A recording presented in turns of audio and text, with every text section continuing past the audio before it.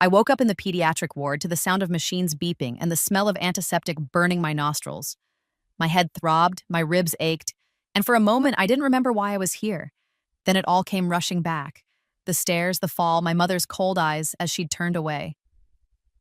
"Someone will pick you up tomorrow," she'd said, not even looking back. That was 3 days ago. I was 12 years old, lying in a hospital bed with a concussion and 2 cracked ribs, and no one had come. The nurses kept asking when my family would arrive. I'd stopped answering. I just stared at the ceiling tiles and counted the water stains, wondering if this time they'd forget me entirely. But here's the thing they didn't know, the thing no one could possibly know. I'd lived this all before.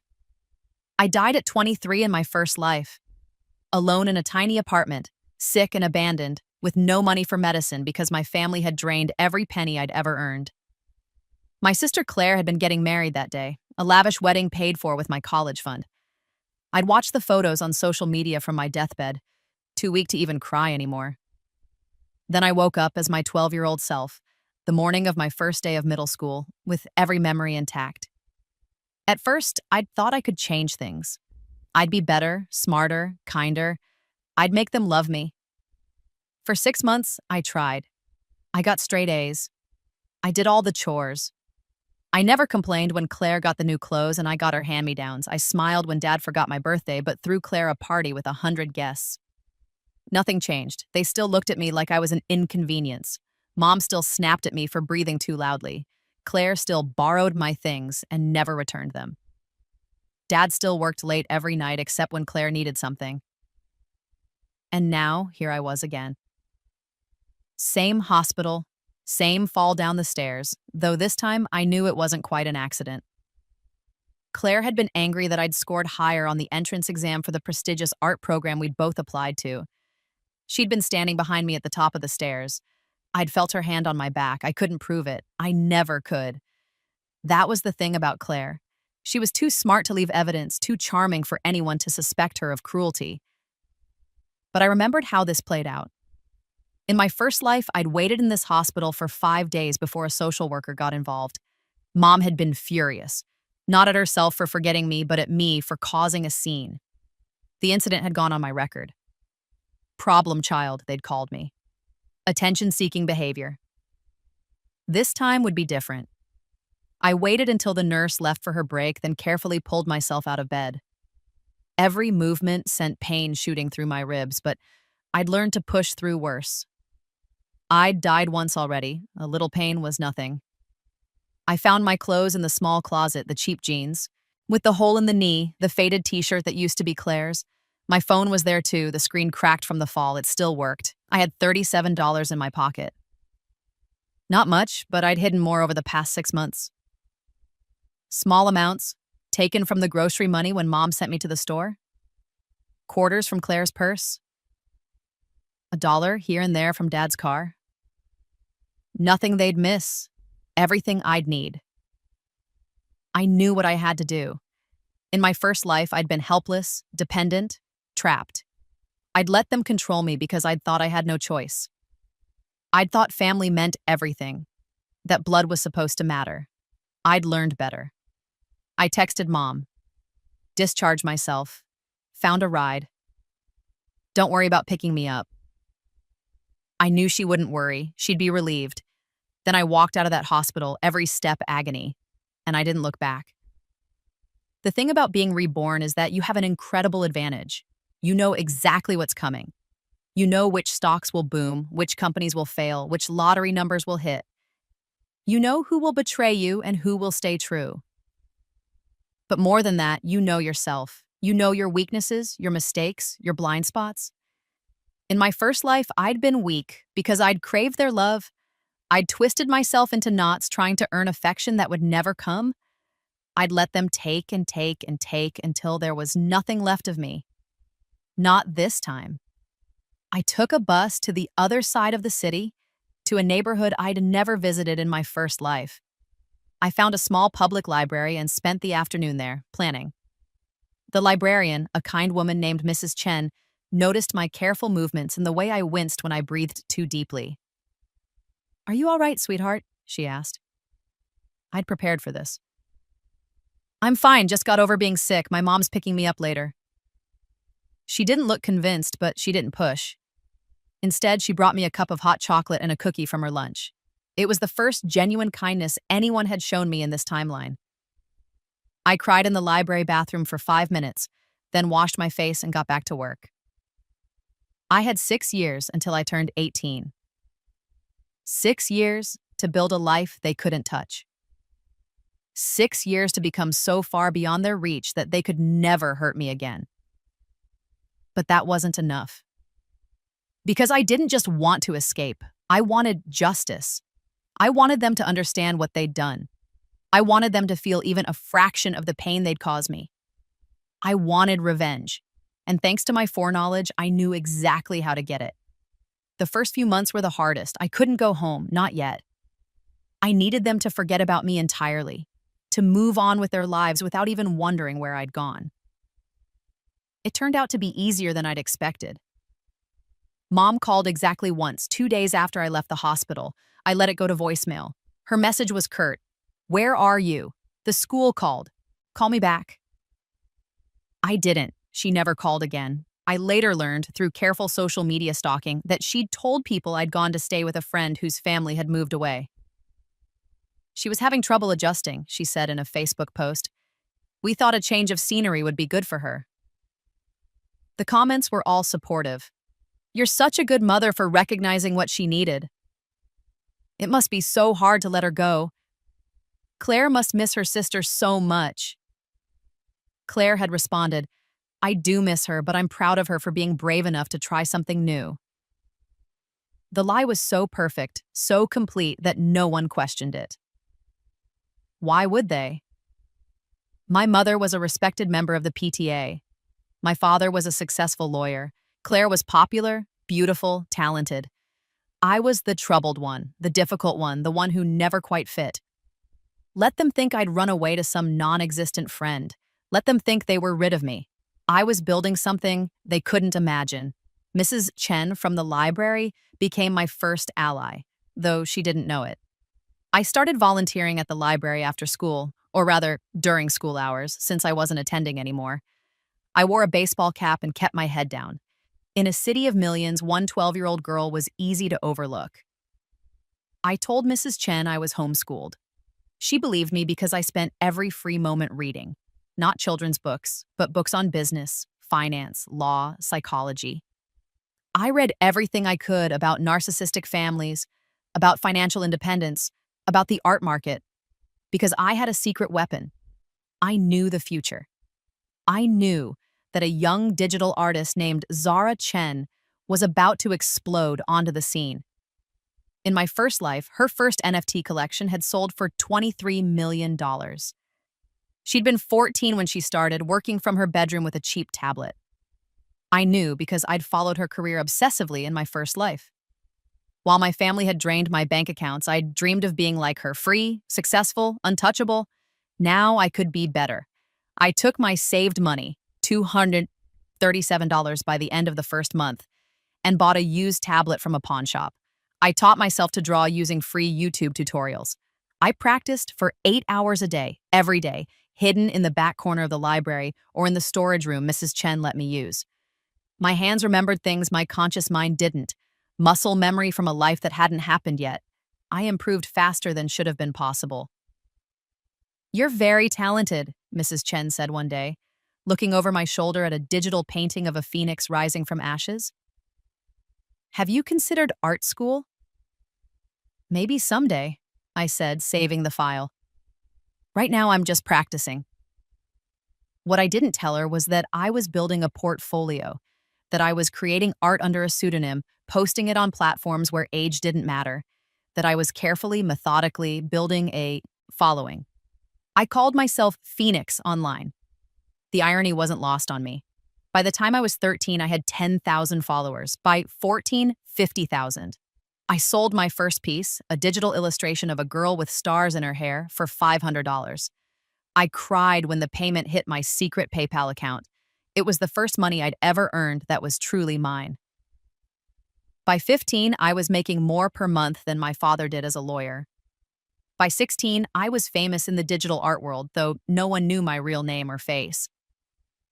Phoenix was a mystery, an enigma, an artist who never gave interviews and never showed their face. And through it all, I watched my family from a distance. Social media made it easy to keep tabs on them. Mom posted constantly pictures of Claire at dance recitals, Claire at award ceremonies, Claire's perfect grades, Claire's perfect life. Dad was tagged in photos at Claire's events, always smiling, always proud. They never mentioned me. It was like I'd never existed. Claire was thriving. She'd gotten into the prestigious art program I'd been meant to attend. She was popular, talented, beloved. Her Instagram was full of photos with friends, photos of her artwork, photos of the life I might have had. But I noticed things others wouldn't. The way her smile never quite reached her eyes. The way she posted obsessively like she was trying to prove something. The comments she left on other people's posts, always just slightly barbed, slightly cruel, disguised as jokes. She hadn't changed. She'd just gotten better at hiding it. I watched her steal ideas from smaller artists, changing them just enough to claim them as her own. I watched her befriend people only to drop them when they were no longer useful. I watched her manipulate situations to make herself look good and others look bad. I documented everything: screenshots, saved posts, recorded videos. I built a file that would have made a prosecutor weep with joy. But I wasn't ready yet, because the revenge I had planned wasn't just about Claire. When I was 17, Mom posted about Claire's upcoming art show. So proud of my daughter. She's being featured at the Meridian Gallery, the youngest artist ever. Come celebrate with us on March 15th. The Meridian Gallery. I knew that place. In my first life, I'd walked past it 1,000 times, dreaming of having my work displayed there. It was the most prestigious gallery in the city, the kind of place that could make or break an artistic career. Claire was 18 now, about to graduate high school. This show was supposed to launch her career, to prove she was a serious artist worthy of the full-ride scholarship to the Royal Academy of Arts she'd been offered. The scholarship that should have been mine. I smiled when I read the post, because I knew something they didn't. The Meridian Gallery's director, Victoria Hartwell, was a close friend of someone I'd been cultivating a relationship with for 5 years. Marcus Chen, Ms. Chen's son, and one of the most influential art critics in the country. I'd met him when I was 14, when he'd come to visit his mother at the library. He'd seen my work, not as Phoenix, but as me, a nameless girl drawing in the corner. He'd been impressed enough to give me his card and tell me to contact him if I ever wanted advice. I'd waited 3 years to take him up on that offer. When I finally did, I'd done it as Phoenix. He'd loved my work. He'd written articles about me, built my reputation, helped me secure commissions. He thought he was mentoring a shy, reclusive artist who reminded him of his younger self. He had no idea I was the girl from the library. I'd made sure of that. Now it was time to play my cards. I want to do a show, I told Marcus over an encrypted video call. I never showed my face. Phoenix always used a voice modulator and a blank screen. That's wonderful, Marcus said, his enthusiasm genuine. I've been hoping you'd be ready to step into the public eye. I have several galleries that would kill to feature you. I want the Meridian, I said. And I want it on March 15th. There was a pause. That's very specific. May I ask why that date? Personal reasons, I said. I know they have another artist showing that night, a young woman named Claire Montgomery. I've seen her work. Ah, yes, Victoria mentioned her. Local talent, apparently quite promising. I'd like to share the space with her, I said. A joint exhibition.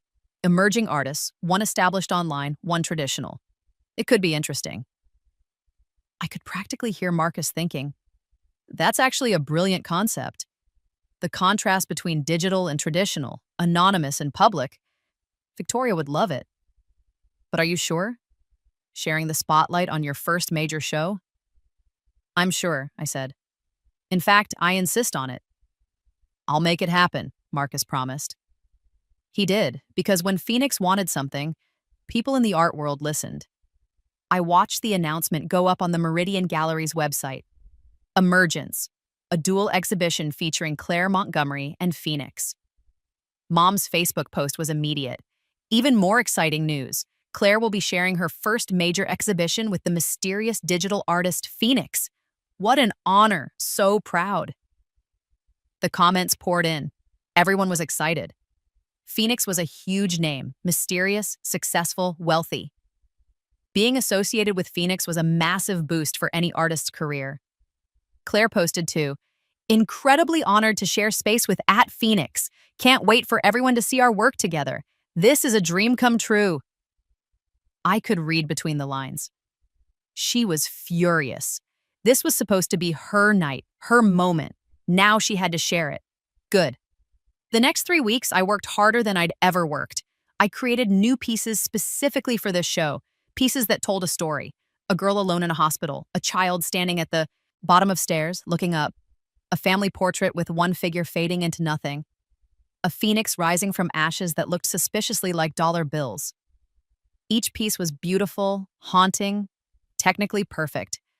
But more than that, they were personal. They were my story, displayed for the world to see. I also did my research. I dug into Claire's portfolio for the show, pieces that had been posted in preview images.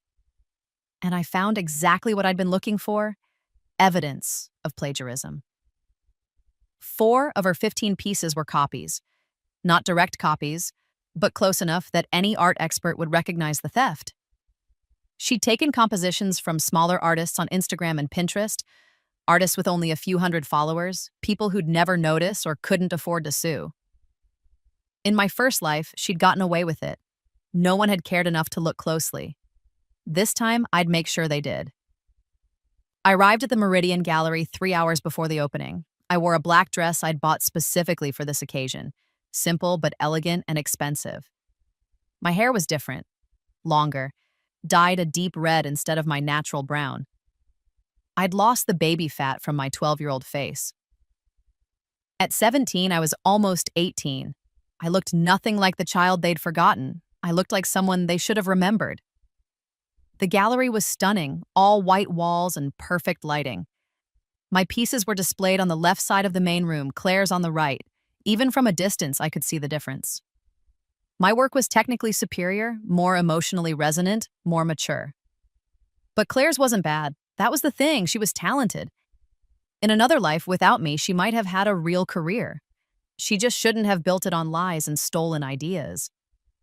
Victoria Hartwell found me examining my own work. She was a tall, elegant woman in her 50s, the kind of person who could make you feel small with a glance. "You must be one of the early guests," she said.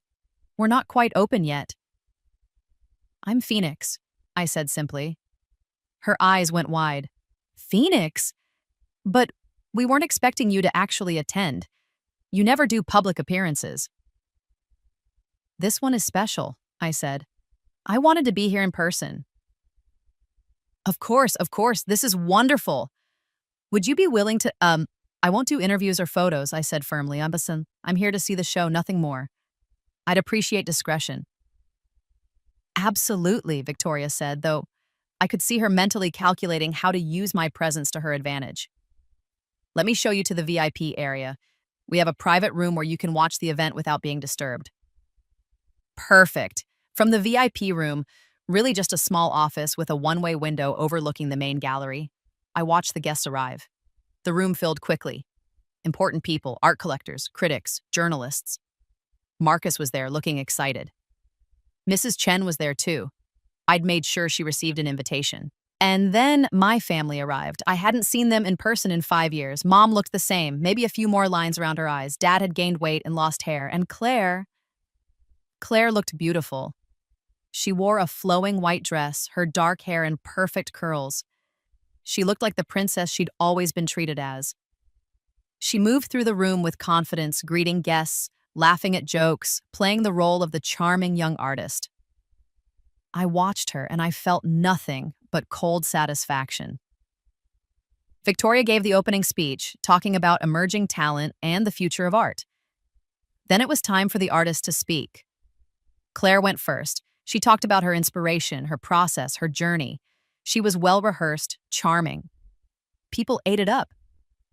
"And I have to say," she concluded, "what an honor it is to share this space with Phoenix. I've been a huge fan of their work. To be in the same exhibition is beyond my wildest dreams. Applause. Mom was crying proud tears. Dad was recording on his phone. Then Victoria turned to me, or rather, to the empty space where Phoenix should have been. Unfortunately, Phoenix has chosen to maintain their anonymity and won't be speaking tonight, Victoria said, but their work speaks for itself. I watched the crowd turn to examine my pieces. I watched them lean in close, studying the details. I watched Marcus explaining the symbolism to a journalist. And then I watched Claire's face as people started to notice something. "This composition," one woman said, pointing at one of Claire's pieces. "It looks familiar." "Oh, I know what you mean," her companion said. "I swear I've seen something like this before." Another guest pulled out her phone. "Wait, yes, there's an artist on Instagram. You could let me find it." I'd planted the seeds carefully over the past week.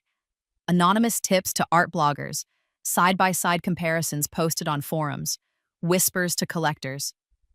Not enough to cause a scandal before the show, but enough that people would be looking. And now they were looking. "Here," the woman said, holding up her phone. "This artist, at Small Wonders Art, posted 6 months ago. The composition is nearly identical." Claire's face went pale. I mean, obviously there's some similarity, but art is always influenced by this one too, someone else said, checking another piece. And this one. At least 4 pieces have concerning similarities to other artists' work. The murmur grew louder. People were pulling out phones, searching, comparing. Victoria was trying to maintain control, but even she looked concerned. Marcus approached Claire. "Ms. Montgomery, these are serious accusations. Can you provide sketches, preliminary work, something to prove the originality of these pieces?" Of course, I have sketches at home. I just didn't think to bring them." "You didn't think to bring proof of your creative process to your first major exhibition?" Marcus's voice was cold. Mom pushed forward. "How dare you attack my daughter? She's worked so hard for this. You're just jealous because she's young and talented." "Mrs. Montgomery," Victoria said quietly, "we take plagiarism very seriously. If these accusations have merits, they don't. This is ridiculous. Claire, tell them." But Claire was crying now, mascara running down her face. "I didn't mean to. I was inspired by them, that's all. Inspiration isn't theft." "Inspiration with credit is homage," Marcus said. "Inspiration without credit, that is theft. And this?" He gestured at the pieces. "This is theft." I watched it all from my private room, and I felt the first crack in the ice around my heart. This was what I'd wanted. This was justice. But I wasn't done yet.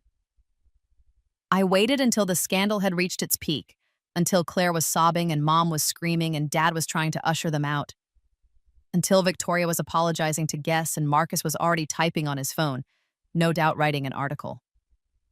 Then I walked out of the VIP room and into the main gallery.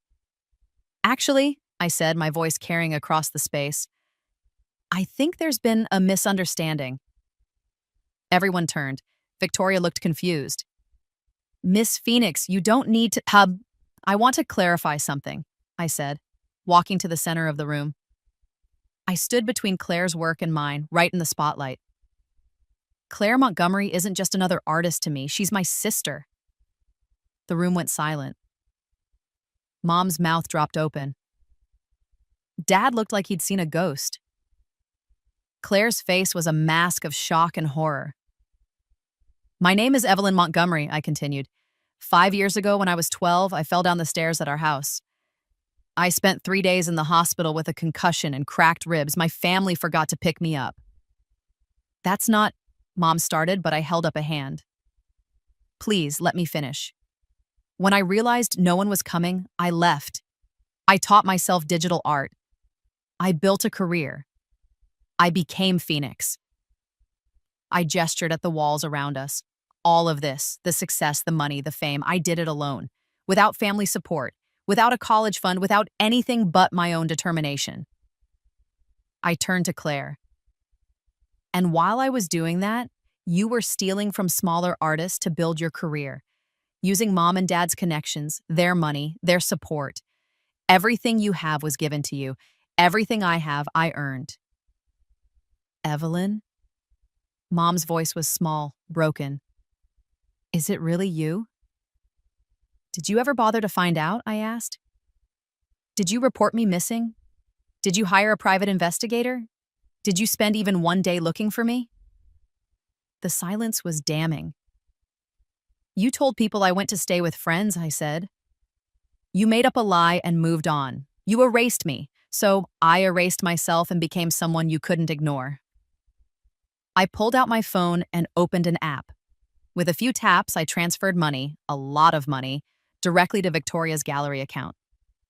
That's $500,000, I said. I'm purchasing all of Claire's pieces. They'll be removed from the show immediately. Consider it a commission for the space. My work will remain. Victoria checked her phone, eyes widening. I don't know what to say. Say thank you, I suggested. And perhaps reconsider who you feature in the future. Talent matters, but integrity matters more. I turned back to my family. They looked smaller somehow, diminished. Mom was crying. Dad looked aged 10 years in 10 minutes. Claire just stared at me like I was a stranger. I'm not doing this for revenge, I said, though that was only partially true. I'm doing this so you understand what you lost. I'm doing this so you see who I became without you. And I'm doing this so you never forget me again. Marcus stepped forward. Evelyn, Phoenix, I had no idea. If I'd known, you didn't need to know, I said gently. You helped me because my work was good, not because of who I was. That's how it should be. What happens now? Victoria asked. Now, I smiled. Now I go back to my life. I have commissions to complete, a show in Paris next month, and a book deal to negotiate. Phoenix has a busy schedule. I looked at my family one last time. You can go now. You're not welcome at my events anymore. Evelyn, please, Mom said, reaching for me. We didn't know. If we'd known you were successful, rich, famous, would that have made a difference? I stepped back from her touch. You forgot a 12-year-old child in a hospital. That tells me everything I need to know about your love. I walked toward the exit, but Mrs. Chen caught my arm. She was crying. You were that girl, she whispered. The one who volunteered at the library. I should have known. I should have helped more. You helped exactly as much as you should have, I said, squeezing her hand. You were kind when no one else was. You gave me a safe space to grow. That was everything. I'm so proud of you, she said. Those words I'd never heard from my mother, made me cry for the first time that night. The story broke nationally by morning. Phoenix revealed child prodigy abandoned by family becomes anonymous art icon, read the headline in the New York Times. Marcus's article, fair but damning, detailed everything. My disappearance, my family's negligence, Claire's plagiarism, my success. The art world rallied around me. Other artists shared their own stories of family betrayal and finding success despite obstacles. Commissions poured in. 3 publishers offered book deals. A Netflix documentary crew wanted to follow my story. Claire's scholarship to the Royal Academy was revoked. The gallery removed all her pieces, even the ones I'd purchased. Her Instagram, once full of supportive comments, was now flooded with accusations and anger. She deleted it within a week. Mom and Dad released a statement. We love all our children and are devastated by this misunderstanding. We never walk away, stopped looking for Evelyn and are thrilled to have found her again. It was a lie and everyone knew it. The statement only made things worse. Dad's law firm quietly suggested he take early retirement. Mom was removed from the PTA board. Their friends, those carefully cultivated social connections, melted away. I watched it all from my penthouse apartment, the one I'd bought with my own money, and I felt not quite satisfaction, not quite joy. Something more complex. Justice, maybe. Or freedom. 6 months later, I was preparing for my Paris show when my phone rang. Unknown number, but I answered it. Evelyn? Claire's voice, small and broken. It's me. I said nothing. I know you probably don't want to hear from me, she continued. I know I don't deserve it, but I needed to tell you. I'm sorry for everything. For the stares, for taking your opportunities, for not standing up for you, for being the person I was. Okay, I said simply. I've been in therapy, she said, trying to understand why I did those things. The jealousy, the cruelty, it doesn't excuse it, but Mom and Dad set us up to compete. They made love conditional on achievement. I was terrified of losing their approval. So you made sure I couldn't compete at all? I said. Yes, her voice broke. I said, I was a monster. I am a monster. No, I said, surprising myself. You were a child trapped in a toxic system. We both were. The difference is you chose to perpetuate the toxicity. I chose to escape it. I know, and you were right to cut us off. All of us, we didn't deserve you. No, I agreed, but you didn't. There was a long pause. I'm not asking for forgiveness, Claire finally said. I know I don't deserve it. I just wanted you to know that you were right about everything. And I'm sorry I waited until losing everything to see it. What will you do now? I asked. I don't know. Start over, I guess. Actually earn something for once in my life. Maybe take some classes, learn from real teachers instead of stealing from Instagram artists. Try to become someone worthy of the talent I was given. That sounds like a good plan, Osai, I said. Evelyn, I know I have no right to ask, but do you think maybe someday we could talk again? Not now, not soon, but someday? I thought about the sister I'd had in my first life, who'd stolen my money and never called as I died. About the sister in this life who'd pushed me down the stairs and stolen my dreams. About the person on the phone now who sounded genuinely broken and genuinely sorry. Maybe, I said, in a few years, if you've done the work, if you've become someone different, maybe we can talk. As strangers who share DNA, nothing more. That's more than I deserve, Claire whispered. Thank you. She hung up. I sat in my apartment looking out over the city where I'd once been abandoned, and I realized something. I'd won. Not just the material things, the money, the fame, the success. I'd won something deeper. I'd won myself back. The girl who had died at 23, sick and alone and destroyed by her family's neglect, she was gone. I'd mourned her, avenged her, and finally laid her to rest. The girl who'd woken up at 12 with a second chance, she'd done what she set out to do. She'd survived. She'd thrived. She'd built a life so complete, so full, so undeniably successful that no one could ever overlook her again. And the woman I was now, Phoenix, Evelyn, whoever I chose to be, she was free. My Paris show was a massive success. I sold every piece, broke attendance records, and gave my first public interview.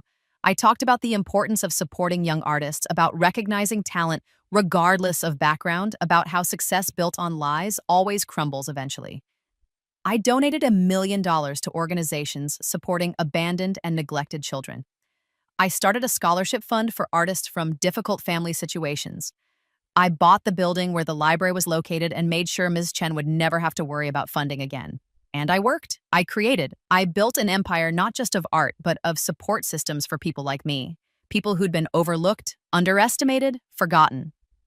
On the anniversary of the day I'd walked out of that hospital, I created a new piece. It was a triptych. The first panel showed a girl alone in a hospital bed, the second showed her walking away into darkness, and the third showed a phoenix made of light, wings spread wide, surrounded by other small birds taking flight.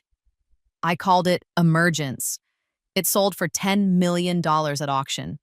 I donated every penny to children's hospitals. I never spoke to my parents again. They reached out occasionally, emails, letters, attempts to show up at my events.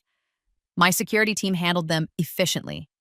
I had nothing to say to people who'd proven that their love was conditional on my silence and compliance. Claire, I kept at a distance. She did do the work, enrolled in art classes at a community college, got a job at a coffee shop, started posting art online under her real name with honest credit to her inspirations. She was building something real this time, something earned. Maybe someday we'd have coffee and talk about the weather, maybe not. Either way, I was fine with it. The most important thing was that I'd built a life they couldn't touch. I'd taken every ounce of pain they'd inflicted and transmuted it into something beautiful. I'd turned abandonment into independence, neglect into self-sufficiency, cruelty into art that moved millions. I'd won not just the battle, but the war, and I'd done it on my terms. 5 years after the gallery show, I was preparing for my first major museum retrospective. The Metropolitan Museum of Art was hosting Phoenix, a Decade of Digital Revolution. I was 23, the age I'd died in my first life. The night before the opening, I stood in the empty museum, looking at 10 years of work. Every piece told a story. Every image was a piece of my soul, my pain, my triumph. A docent approached, an elderly woman with kind eyes. "Excuse me, miss, we're closed for setup." "I'm Phoenix," I said. "I wanted to see it before the crowds." Oh my goodness, of course, please take your time." She paused. "If you don't mind me saying, your work saved my granddaughter's life." I turned to her. "What?" She was in a terrible situation with her family. Abuse, neglect, awful things. She saw your story, read about how you survived and thrived, and it gave her hope. She left. She's safe now, building her own life. She's 18 and already showing her photography in small galleries. The docent's eyes were wet. "I wanted to thank you. You showed her that survival was possible, that success was possible, that she didn't have to let her family define her." I couldn't speak. I just nodded. "The world is better because you're in it," the docent said. "I hope you know that." After she left, I sat on a bench in front of my earliest piece, the one I'd drawn in the library at 14, the phoenix rising from ashes. I thought about that 12-year-old girl in the hospital, about the choice she'd made to walk away rather than wait for people who would never come. I thought about all the versions of myself I'd been, the dying woman in my first life, the reborn child, the struggling teenager, the anonymous artist, the woman I was now. I thought about my family, broken, scattered, diminished by their own cruelty. And I thought about all the girls out there like I'd been, trapped and alone and desperate, who'd see my story and know that escape was possible. "I did it," I whispered to my younger self, to the ghost of the girl I'd been. "I survived, I won, and I made sure they never forget what they lost." The phoenix in the painting seemed to glow in the museum lights, wings spread wide, triumphant. I'd risen from ashes that were meant to consume me, and I'd never looked back. The retrospective ran for 6 months. It broke attendance records, it toured internationally, it inspired countless young artists. I turned 24 in Tokyo at the opening of the Japanese leg of the tour. I was surrounded by people who valued my work, respected my talent, and celebrated my success. I received a letter that day, forwarded by my assistant. The handwriting was shaky, uncertain. My mother's. I almost threw it away, but curiosity made me open it. "Dear Evelyn, I don't expect you to read this. I don't expect you to care. But I needed to write it anyway. You were right about everything. Your father and I failed you in every possible way. We let our favoritism blind us to your suffering. We chose comfort over courage, appearances over truth. We forgot you at that hospital, and we never truly looked for you when you left. We didn't deserve you then. We don't deserve you now. I don't ask for forgiveness. I just want you to know that I see it now. All of it. The neglect, the cruelty, the profound failure of our love. I see what we did to you, and I see what you became despite us. I'm proud of you. I know I have no right to those words, but they're true. You're extraordinary. You always were. I was just too broken to see it. I hope you're happy. I hope you're surrounded by people who see your worth. I hope you never doubt yourself the way I made you doubt yourself. I'm sorry I wasn't the mother you deserved. I hope someday you can be the mother you needed if you choose to have children. I hope you break the cycle I perpetuated. You don't need to respond to this. I understand. With love I don't deserve to feel, Mom. I read it twice, then folded it carefully and put it in a drawer. It didn't change anything. Words couldn't undo decades of harm, couldn't erase the hospital abandonment, or the stolen opportunities, or the first life I'd lived in misery. But it was something. An acknowledgement. A witness to the truth. I didn't write back, but I didn't throw the letter away either. I'm 30 now. Phoenix is a household name. My work displayed in museums worldwide, my influence undeniable.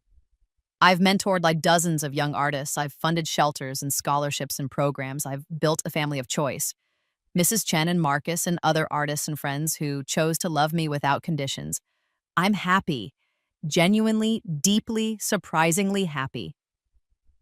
Sometimes I still dream about my first life, dying alone, unloved, forgotten. I wake up gasping, reaching for the success that surrounds me now like a shield. But mostly I dream about the future, about the art I'll create, about the lives I'll touch, about the empire I'll build that no one can ever take away. I think about Claire sometimes, working her coffee shop job and taking night classes. We've never spoken again, but I see her art sometimes online. It's good, honest, earned. I think about my parents growing old in a house that's too big for them now, living with the weight of their choices. I don't hate them anymore. Hate requires energy I'd rather spend creating. I've learned that the best revenge isn't destruction. It's building something so magnificent that their absence from it is the punishment. I've learned that the opposite of love isn't hate, it's indifference. And I've learned that the girl they forgot, that scared, hurt, abandoned child, was never actually forgotten. She was just waiting, patient and determined, for the right moment to rise. And when she did, she didn't just survive, she soared.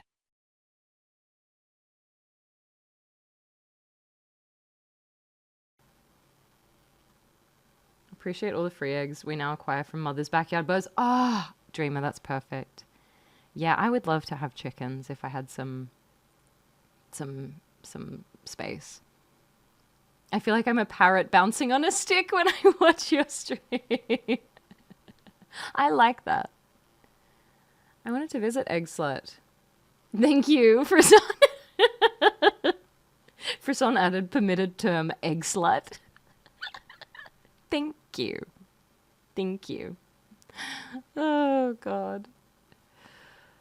I love that analogy. Not make the bandicoots fat. You got bandicoots eating the figs. I